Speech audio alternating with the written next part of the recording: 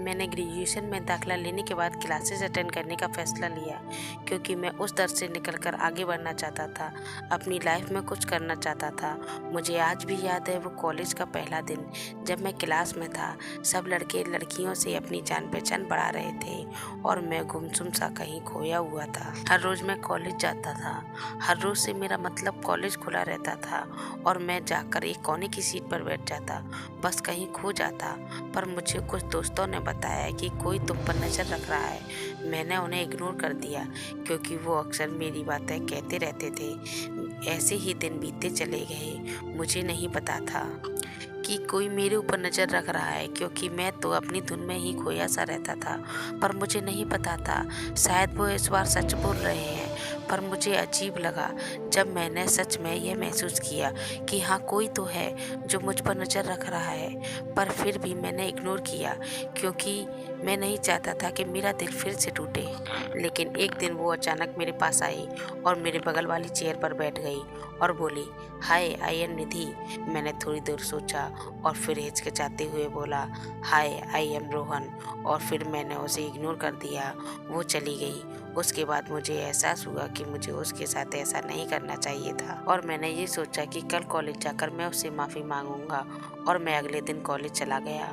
वहाँ जाने के बाद मुझे पता चला वो तो आई ही नहीं है, और कुछ देर तक जांच पड़ताल करने के बाद मुझे पता चला कि उसकी तबीयत खराब है और 1 सप्ताह के लिए डॉक्टर ने उसे आराम करने के लिए कहा है।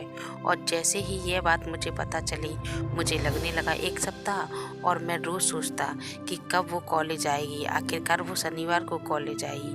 मैं बिना टाइम वेस्ट किए उसके पास गया और बोला, हाय निधि। उसने मुझे इग्नोर कर दिया और मुझे बुरा लगा, लेकिन उसने मुझे फिर बोला, हाय निधि, आई एम रियली सॉरी, मुझे तुमसे इस तरह से बात नहीं करनी चाहिए थी। इतना सुनते ही वह बोली, तुम कहीं दोबारा ऐसा तो नहीं करोगे ना?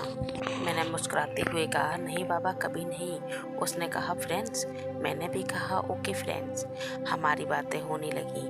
उसने मुझे बताया कि वो मुझे फर्स्ट डे से ही ऑब्जर्व कर रही थी। उसने मुझसे पूछा, तुम कितने गुमसुम क्यों रहते हो? फिर मैंने पूछ लिया और बोला, कुछ नहीं। उसने मुझे बड़े प्यार से अपनी कसम देकर सब कुछ पूछ लिया। उसके बाद हमारी बातचीत और भी गहरी हो गई।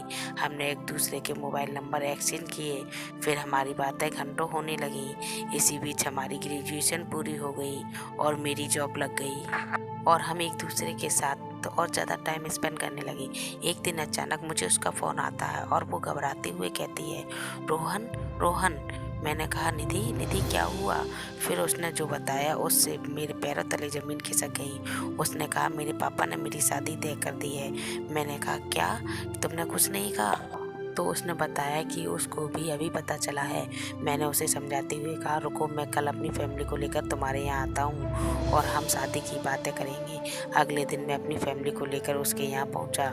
मैंने उसे अपनी फैमिली से परिचय कराया और उसने अपनी फैमिली से, और फिर हमारी फैमिली ने एक दूसरे से बातें करने लगी। आखिरी में उसकी फैमिली ने सिर्फ इससे बात से मना कर दिया क्योंकि हमारी कास्ट सेम नहीं थी।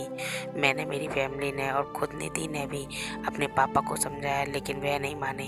उसकी शादी जल्दी से कराने की धमकी दी और मोबाइल भी छीन लिया और उसको कमरे में बंद कर दिया। जब मुझे ये बात पता चली तो मैं घबरा गया और उसकी मम्मी को मना लिया कि वो मेरी आखिरी बार निधि से बात करा दें। और उन्होंने मुझे शाम को, जब उसके पापा नहीं रहते थे, कॉल किया।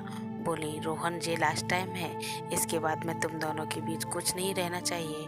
और उसे फ़ोन देकर चली गई। निधि, हेलो। इतना सुनते ही मैं रोने लगा।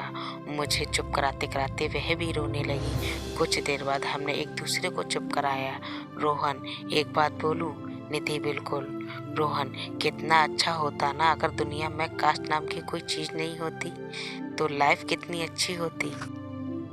निधि, हाँ ये तो है, लेकिन ऐसा है नहीं। रोहन, मुझे पता है मैं लाइफ में बहुत कुछ खोने वाला हूँ। निधि, कुछ खोने के बाद बहुत कुछ अच्छा मिल भी जाता है शायद, इसलिए ज़्यादा मत सोचो। मुझे समझाने की कोशिश कर रही हो। रोहन, मुझे कुछ नहीं चाहिए यार, बस तुम मिल जाओ, इतना काफ़ी है। निधि, नहीं, मुझे आपके लिए मुझसे भी अच्छी लड़की चाहिए। रोहन, लेकिन मेरे दिल को तो तुम पसंद हो। निधि, हाँ, जो आपको बहुत प्यार करे, बहुत खुशियाँ दे और आपको एक छोटी सी क्यूट सी परी दे। रोहन, तुम सब कुछ कितनी आसानी से बोल देती हो। निधि हाँ दुखी हो गई, क्योंकि किसी के लिए भी अपना प्यार दूसरों को देना आसान नहीं होता। रोहन चलो ना कहीं भाग चलते हैं यार, जहाँ बस मैं और तुम हो। निधि नहीं, मैं आपकी फैमिली और अपनी फैमिली दोनों का सम्मान करती हूँ और उनका झुका हुआ सिर नहीं देख सकती, मैं मजबूर हूँ। रोहन मैं भी तो हूँ, पर तुम्हारे अलावा किसी और से प्यार नहीं कर पाऊंगा। निधि जरूरी नहीं कि हमेशा प्यार मिल ही जाए, दूर रहकर भी आप हमेशा मेरे दिल में ही रहोगे, मैं तुम्हें बहुत मिस करूंगी। रोहन मैं भी, मुझे पता है कि तुम रो रही हो। निधि आपसे बेहतर मुझे भला कौन समझ सकता है। रोहन रो मत पगली, मुझे तुम्हारे चेहरे पे स्माइल अच्छी लगती है, तुम्हारी बहती हुई नाक नहीं। निधि पहले आप रोना बंद करो। रोहन मैं कहाँ रो रहा हूँ। निधि शायद आप भूल रहे हैं, आपको भी मुझसे बेहतर कोई नहीं समझ सकता। रोहन आई लव यू यार, पता नहीं कैसे जीऊंगा तुम्हारे बिना। निधि वक्त सब ठीक कर देगा। रोहन का सब ठीक हो पाता। निधि गुड बाय, पापा के आने का वक्त हो गया है। रोहन हमने रोते रोते हुए कॉल डिस्कनेक्ट कर दिया। अगर मैं चाहता तो निधि से बिना उसके घरवाले की मर्जी से शादी कर लेता, इसके लिए मेरी फैमिली तैयार थी। पर दूसरी तरफ जब मैंने निधि के पिता को देखा तो मुझे गलत लगने लगा। मेरी ये गलती की वजह से निधि अपने परिवार से हमेशा के लिए दूर हो जाती और निधि इससे कभी खुश नहीं होती। सारी जिंदगी मैं खुद को माफ़ नहीं कर पाता, इसलिए मैंने निधि को भूल जाने का फैसला लिया। मेरा प्यार तो सच्चा था, पर शायद ये ऊपर वाले को मंजूर नहीं था। मैंने निधि को कभी उसके घर वाले के खिलाफ अपनाना नहीं चाहता था, शायद इसलिए मेरा प्यार सच्चा होकर भी अधूरा ही रह गया। मुझे फ़क्र है कि मैंने ऐसी मोहब्बत की है। ज़िंदगी में कभी प्यार करने का मन हो तो अपने दुख से प्यार करना, क्योंकि दुनिया का दस्तूर है, जितना जिसे चाहोगे उतना उसे दूर पाओगे। दोस्तों उम्मीद है कि आपको यह emotional love story in Hindi पसंद आई होगी। अगर आपको यह true love story in Hindi अच्छी लगी हो तो हमें कमेंट करके ज़रूर बताइएगा। अगर इस कहानी से आपके दिल को भी छू लिया हो तो इसे शेयर ज़रूर करें।